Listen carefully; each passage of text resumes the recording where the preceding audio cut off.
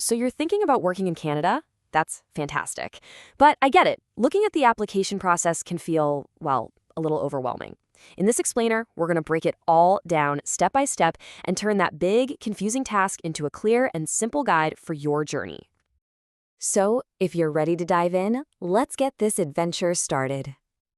I want you to think of this whole process as a quest. It might sound a little silly, but framing it that way helps turn all that bureaucracy into a clear, manageable roadmap. We'll walk through it together, from the very beginning all the way to the finish line. All right, every good quest begins with a choice, right?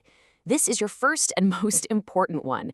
You've got to choose your permit path, and this decision is going to shape your entire application process.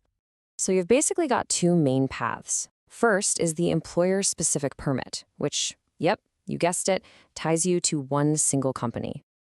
Then there's the open work permit, which gives you a ton more flexibility to work for almost anyone. The big decider between these two often comes down to a little acronym, LMIA. So what on earth is an LMIA? Basically, it's a document that your potential employer has to get. They have to prove to the Canadian government that they couldn't find a Canadian citizen or permanent resident to do the job. And believe me, this isn't just a simple form they fill out. It's a really complex process that can take months. So if your permit needs one, your employer has to get it before you can even apply. It's a huge first hurdle. Okay, so once you've figured out which path you're on, the next step is to make sure you can even get on the trail.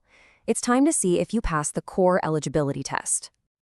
You'll need to show that you plan on leaving Canada once your permit is up. You'll also need a valid passport, you've got to be in good health, and have a clean criminal record.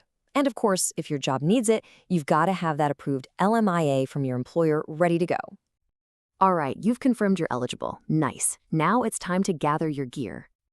Think of every document as a crucial piece of equipment for this quest. Getting super organized right now is going to save you so many headaches and frustrating delays down the line. Seriously. First things first, your passport. Make sure it's valid for your entire planned stay. If you're going the employer-specific route, you'll need that official job offer letter. And, if it applies, the LMIA confirmation.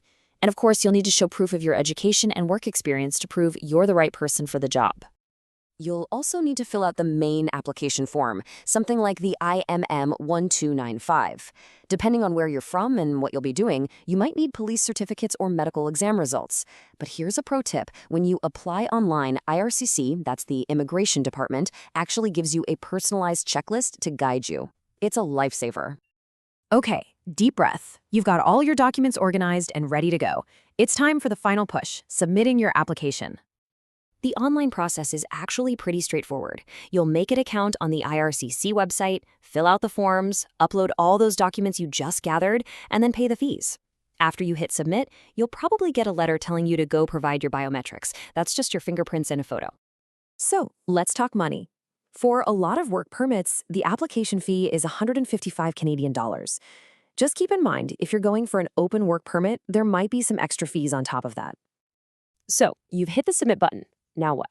Well, the waiting game begins. But while you're waiting, here are a few key tips to help make sure everything goes as smoothly as possible. This is probably the single most important piece of advice you'll get. Apply early. I mean it. Processing times can be all over the map, and the absolute last thing you want is to have your current status expire while you're just waiting in limbo. To avoid delays, you've got to be meticulous. Make sure that passport is valid for your whole trip. Be 100% truthful and accurate in your application. This is not the time to fudge details. Double, no, triple check your employer's info and that LMIA number. And once you've submitted, keep an eye on your online account for any updates. And then you get the approval. Success! Congratulations! But hang on, you're not quite done yet.